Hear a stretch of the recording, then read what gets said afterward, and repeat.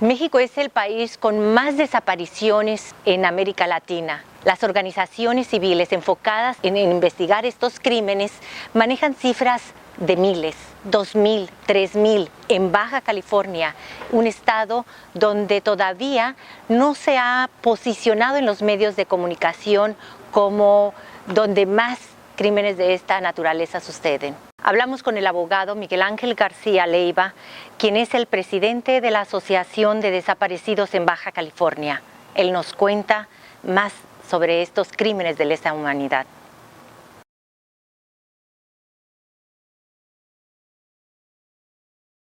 ¿Cuál es el trabajo que están haciendo ustedes como organización para la búsqueda de desaparecidos en Baja California? Bueno, nuestro trabajo como una asociación de la sociedad civil, un organismo no gubernamental, la función de la Asociación Esperanza contra la Desaparición Forzada y la Impunidad, ello es precisamente, como lo dice su nombre. Nos enfocamos sobre todo a casos de desaparición forzada de personas. Personas que han sido desaparecidas, no han desaparecido por obra y magia de alguien, o sea, no desaparecen por sí solas, sino que las desaparecen, se actúa de manera violenta, de manera forzada e involuntaria, ¿no? Esa es nuestra función principal.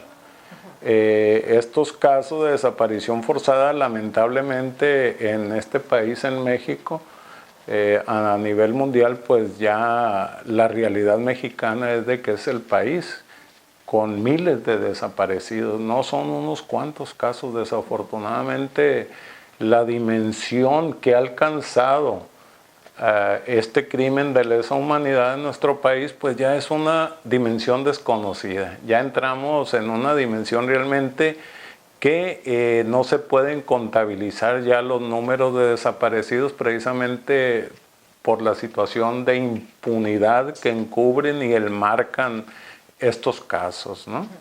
En el caso del nombre, desaparecidos, sí parecería ser un poco confuso de que se van de casa o que no fueron desaparecidos por alguien, que no fueron secuestros. ¿Cuál es la diferencia entre secuestro, desaparición, rapto?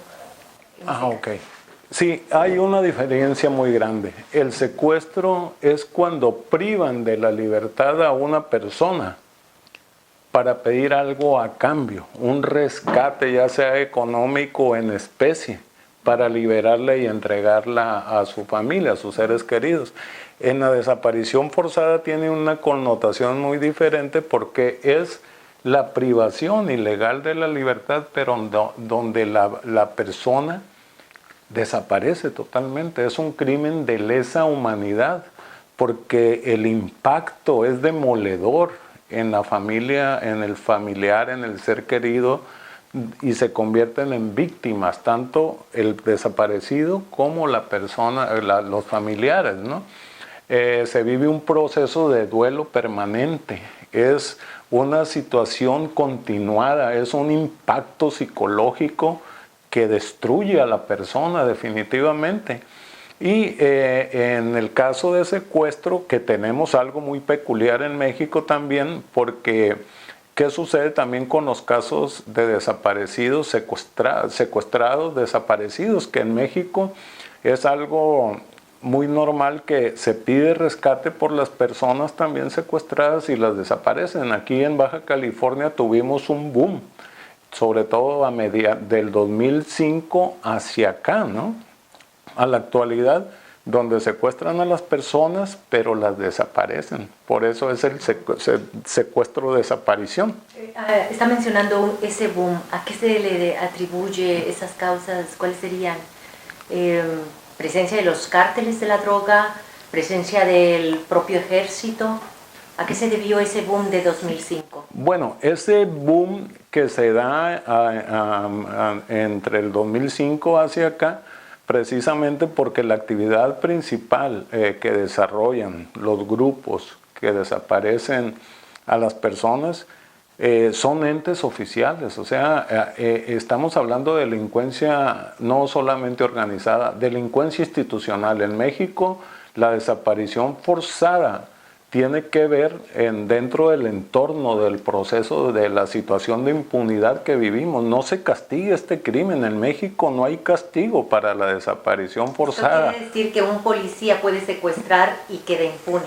Claro. ¿O puede desaparecer a alguien y quede impune? Sí, precisamente la connotación y el concepto de impunidad es crimen sin castigo. O sea, la desaparición forzada en México no se castiga a pesar de que es un crimen recurrente, continuado y sistemático.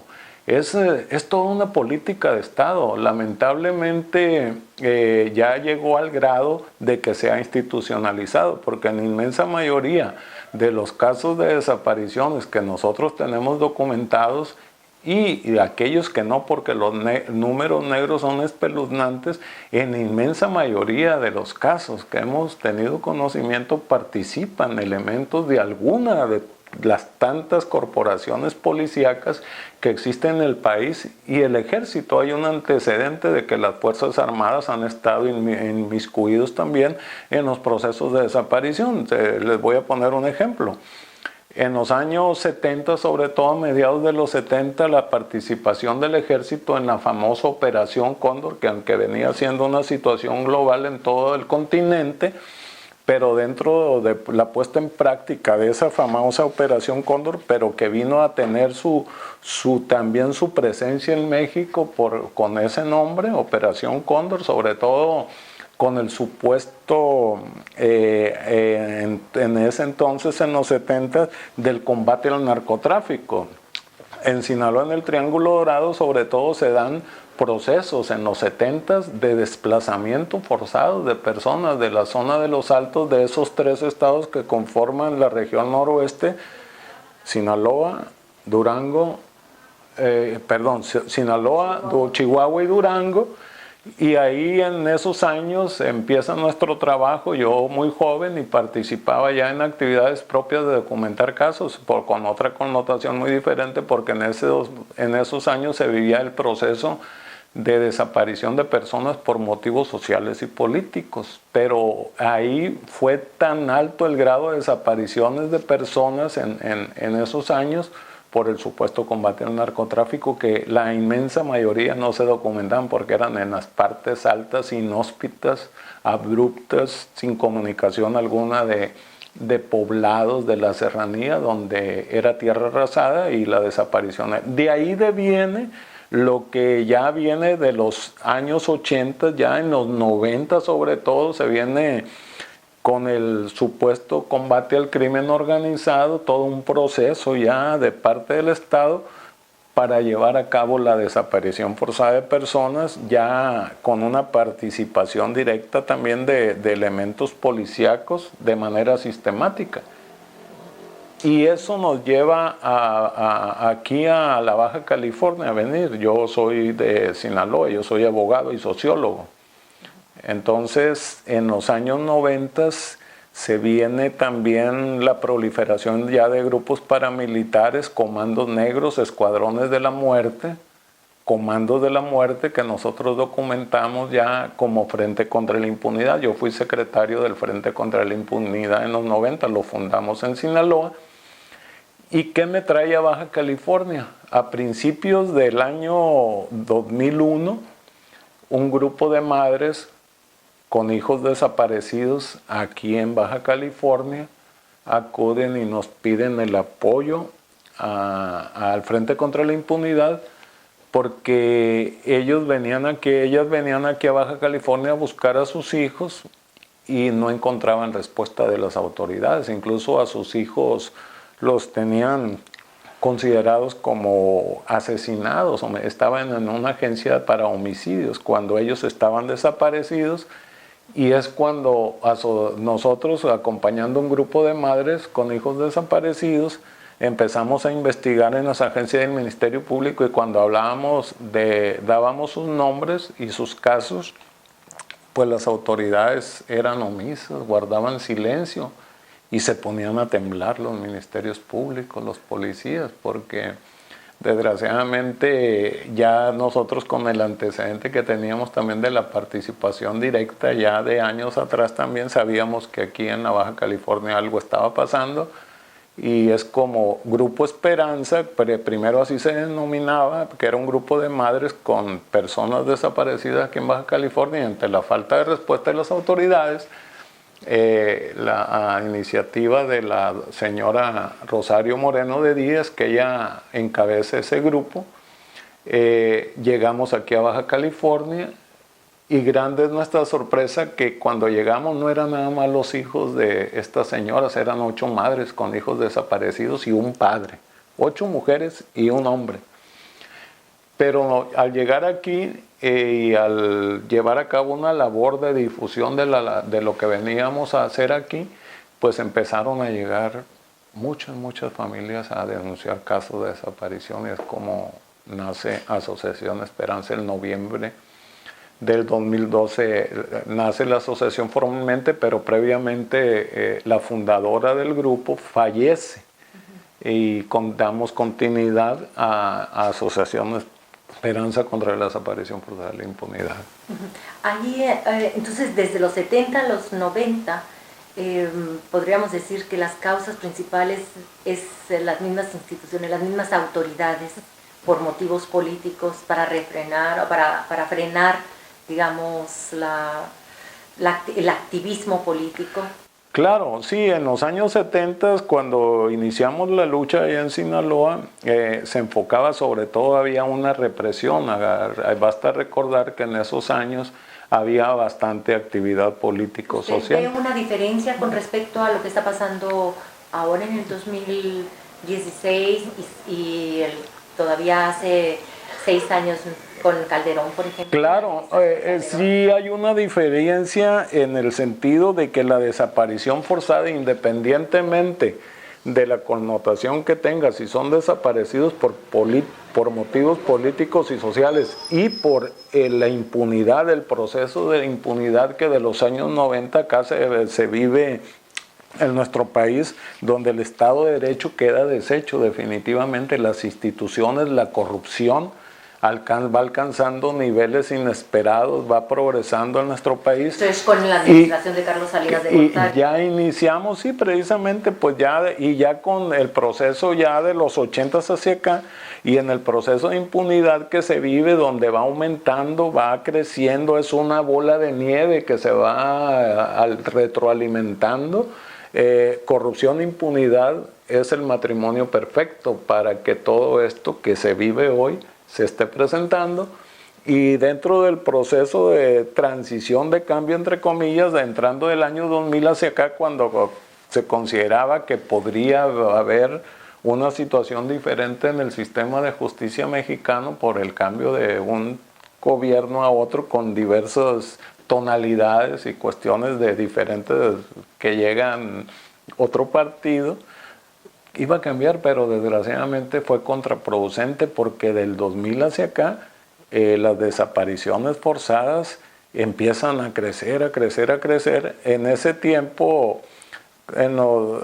previo, existían las madres con hijos desaparecidos, el Comité Eureka, un activismo político muy acrecentado, pero entra el proceso de miedo, de temor y de terror que imponen ya grupos organizados institucionalmente para el servicio del narcotráfico, y el pretexto es echarle la culpa al narcotráfico de esta política de Estado, donde empiezan los procesos en aumento de la desaparición forzada, que vienen a acrecentarse, y ya con la llegada de Felipe Calderón Hinojosa a la presidencia de la República, que ya previamente había habido un proceso de militarización de la seguridad pública, pues alcanza niveles de veras fuera de control, y con Calderón basta recordar ya con la militarización en forma que en el Calderonato pues se disparan. Ya en ese tiempo nosotros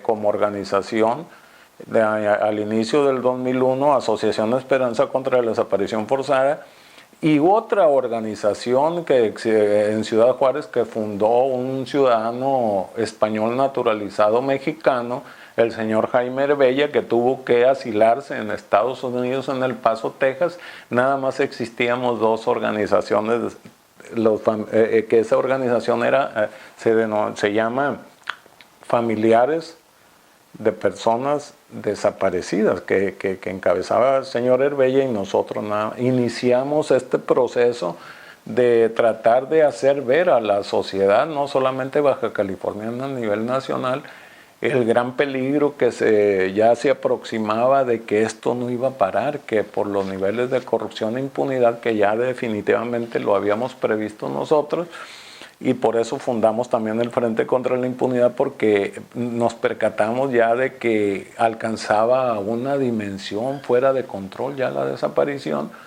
y realmente ya hablar en esos tiempos de 1,000, 2,000, 3,000 desaparecidos, ya con el Calderonato veíamos que todo iba, y sobre todo aquí en la Baja California, nos percatábamos de que los números nos rebasaban de los casos. Por cada caso que documentábamos, quedaban 10 casos que no se documentaban, porque por la razón de que la gente no tenía credibilidad en las instituciones, había falta de confianza, y lo sigue habiendo definitivamente, y eso inhibía también para que los familiares de personas desaparecidas, y sobre todo porque hay que recordar que Baja California es un estado de tránsito, de migración constante, y no solamente de migración nacional, sino también de otros países. Y no nada más empezamos a documentar casos de personas de este país, mexicanos propiamente, de algunos estados de la República, ciudadano español, ¿no?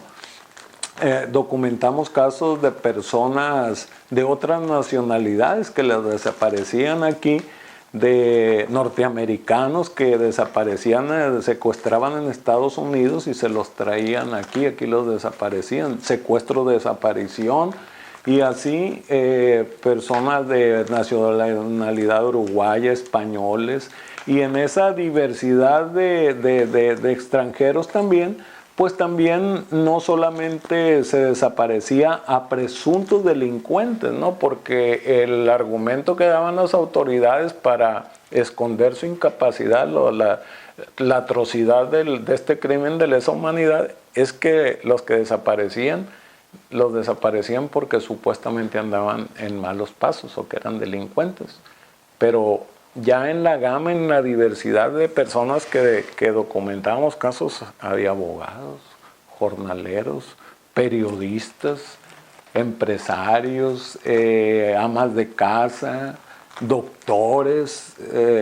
El caso de una uruguaya, a ella la encontramos con vida, pero duró varios años desaparecida.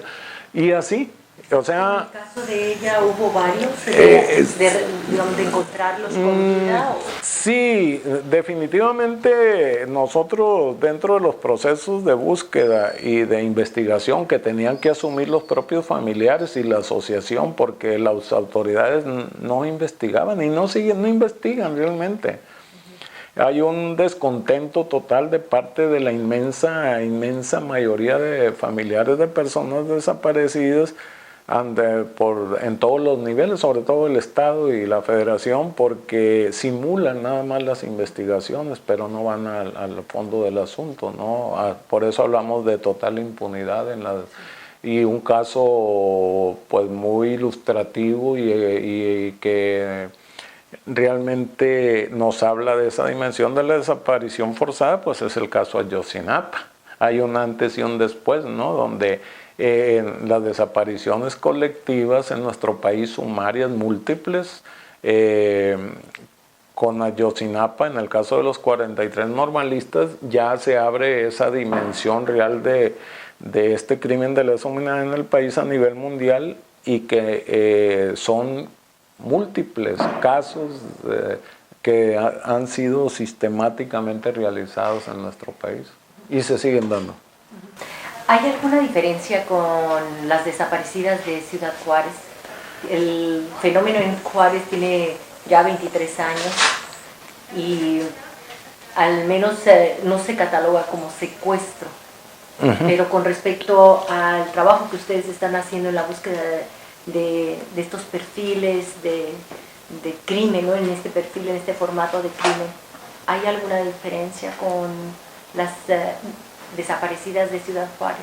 En el contexto es el mismo, la impunidad, porque basta recordar que los crímenes o las muertas de Juárez y desaparecidas de Juárez, porque la dimensión también en aquellos años, en los 80, cuando inicia esta acción directa, sobre todo contra mujeres, tiene esa misma categoría también, donde la impunidad es el factor determinante, ¿no?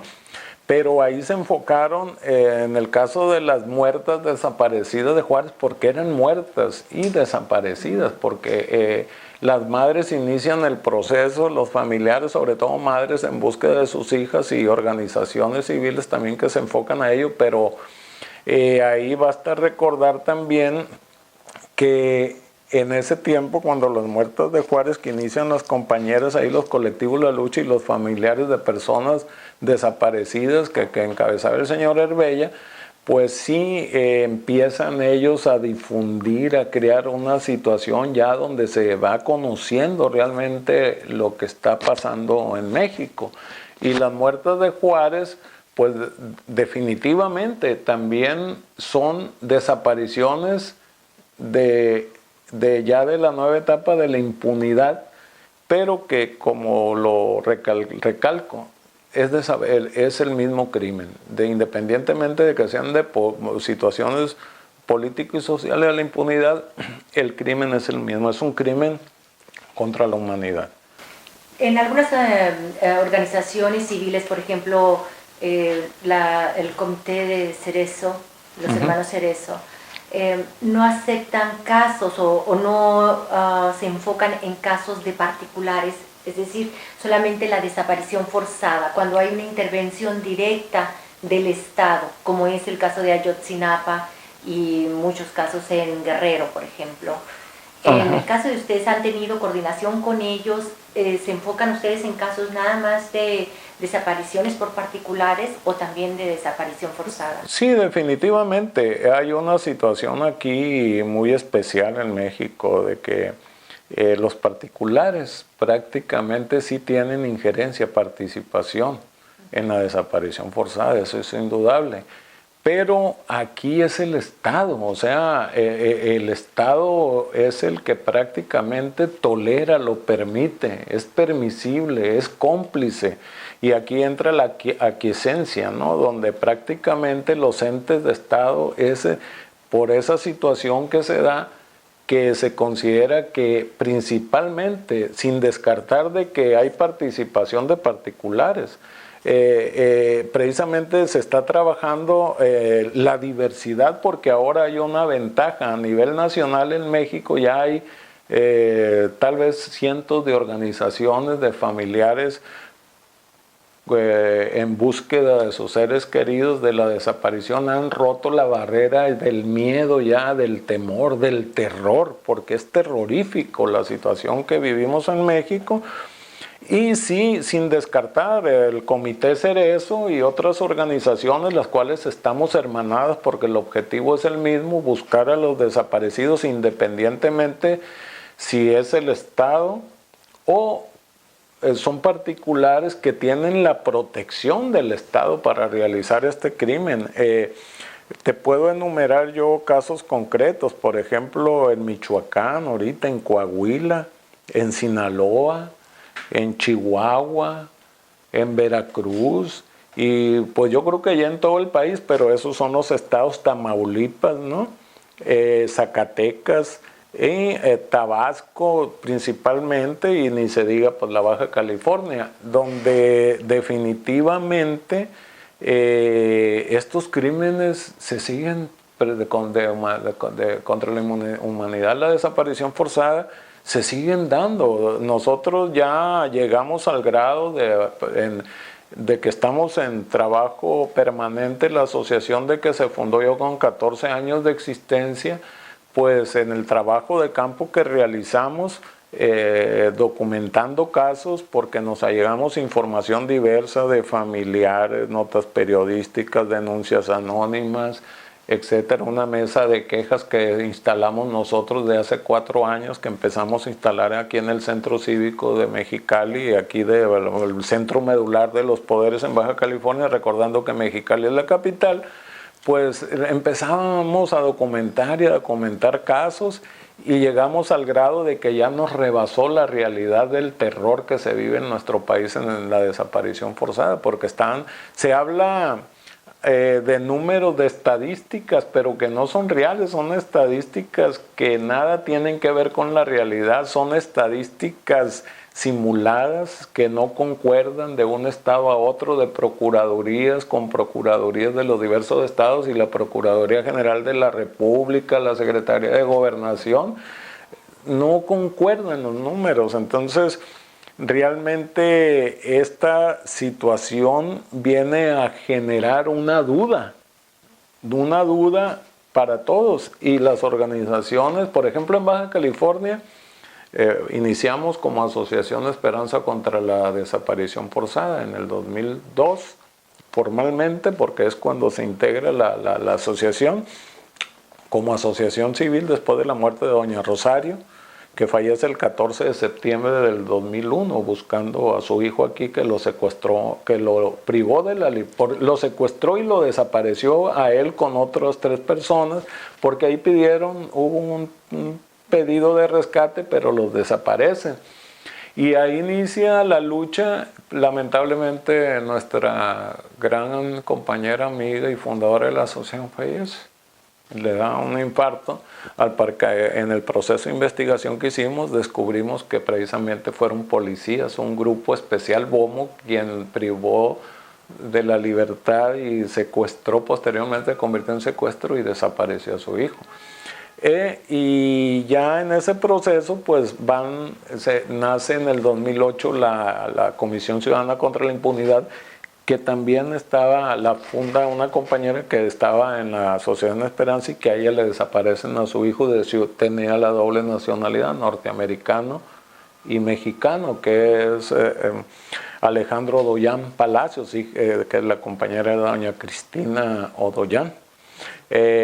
Palacios, perdón, Roji de Odollán, y a ella cuando desaparecen a su hijo, 2 veces lo desaparecen. La primera vez lo desaparecen y lo encuentran por un error que cometieron los militares que lo secuestraron, lo privaron de la libertad y se lo llevan a un cuartel militar de la 5ª Zona Militar en Zapopan, Jalisco, y de ahí salen unas llamadas que algo sucedió ahí que cometieron y se les detectó ahí, y a las personas que privan de la libertad con él las asesinan, y a él no lo alcanzaron a asesinar y desaparecer porque lo descubrieron que en ese tiempo el encargado que comandaban esos escuadrones de la muerte, que lo privaron, que eran militares, pues estaban encabezados por el zar antidrogas aquí de México, ¿no?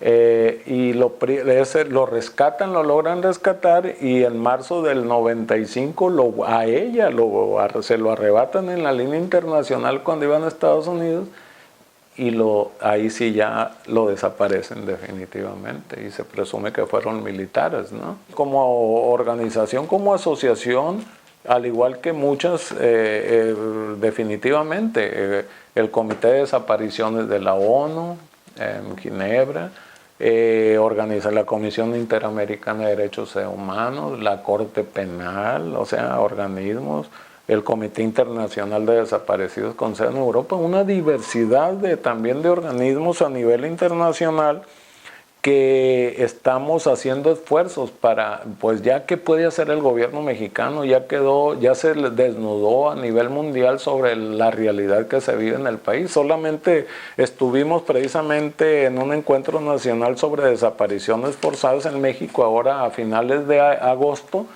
y dentro de los comparativos, sobre todo hablando de América Latina, definitivamente el número de desaparecidos en México, aunque las estadísticas son inciertas porque no son ni 30,000 ni 40,000, son miles y miles de desapariciones en nuestro país, superan a todas las desapariciones que se dieron en América Latina y en Centroamérica, en todos los países, en las dictaduras militares. O sea, es de veras terrorífico, es está colapsado. ¿Sería el país con mayor número de desapariciones? Sí, es un país donde realmente, por eso nosotros ya hablamos de la dimensión desconocida en México, en el caso de la desaparición forzada.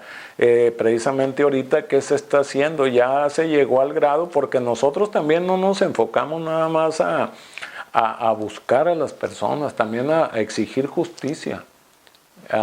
Precisamente contra la impunidad, porque el factor determinante en que las desapariciones se están dando es el factor impunidad, porque también la asociación, cuando nosotros nacemos y exigimos al gobierno, tanto estatal como federal, que son los de la competencia, para poder crear procesos, crear el marco jurídico para poder castigar la desaparición forzada, porque ni siquiera en los códigos penales federales no había ninguna ley. En ese tiempo se tuvo que luchar para ello. Fue una lucha que viene de los 70, del Frente Nacional contra la Represión, y recuerdo que por ejemplo, entrando Fox, y que se crea la Fiscalía para casos desaparecidos del pasado, ¿no? Y se conforma, pero pues prácticamente queda ahí también, no se da continuidad. ¿Está considerada en el Código Penal? Sí, nosotros hicimos todo un proceso para crear un marco jurídico para reformar los códigos penales, porque ni siquiera estaba considerado un delito grave. Aquí, por ejemplo, en Baja California, teníamos el caso muy concreto de que, bueno, había miles de desapariciones y desapariciones, pero no se encontraba legislado, no había un marco jurídico para castigar a quienes realizaban esta práctica. Y después de años de lucha, en el 2008, logramos primero que se creara una fiscalía en el gobierno de José Guadalupe Osuna Millán en el 2008, después de estar trabajando por 2 años, y fue 8 años que llegamos aquí. Logramos que en el 2008 se reformara el Código Penal para que se considerara el delito de desaparición forzada, para que se creara la fiscalía. Creamos una fiscalía primero en el 2008, y logramos crear una fiscalía para personas desaparecidas, que después el gobierno le cambió la connotación a personas extraviadas y ausentes, desapareciendo el concepto de desaparición forzada. O sea, prácticamente de nuevo estábamos en la misma situación. Y en el 2010 logramos, después de un arduo trabajo también de presión, de lucha, de manifestación, de organizaciones, de familiares, y organismos, que se reformara el Código Penal aquí de Baja California para que se quedara integrado el delito de desaparición forzada. Lo logramos. Se reformó el Código Penal y logramos reformar el Código de Procedimientos Penales también para que se considerara delito grave. Pero ¿qué ha sucedido? Que hasta la fecha ninguna persona ha sido procesada por desaparición forzada en Baja California. Entonces, ¿qué significa eso? Que existe una total impunidad en ello. Y persiste, y hasta este momento no vemos también una real voluntad de parte de las autoridades para que se investiguen estos casos. ¿Y en Baja California podríamos hablar de alguna cifra aproximada?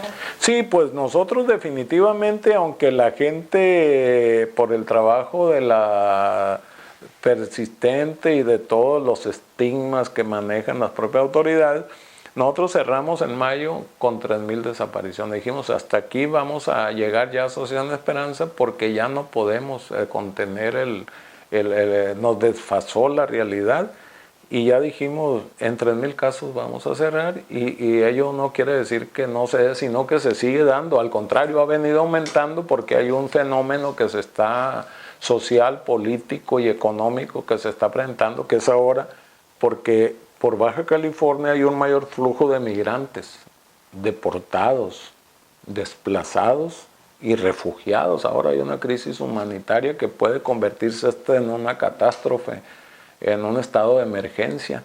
Y con ello conlleva también que se está dando la desaparición forzada. Pero la gente, hay un desencanto también, porque no se atreven a denunciar. Y aparte la mayoría de la gente que es desaparecida pues está desarraigada aquí, no tiene aquí familias, mucha gente que viene de fuera, de otros estados, y ellos creen que van y que se cruzaron a Estados Unidos, y muchos de ellos fueron víctimas de secuestro, desaparición y desapariciones.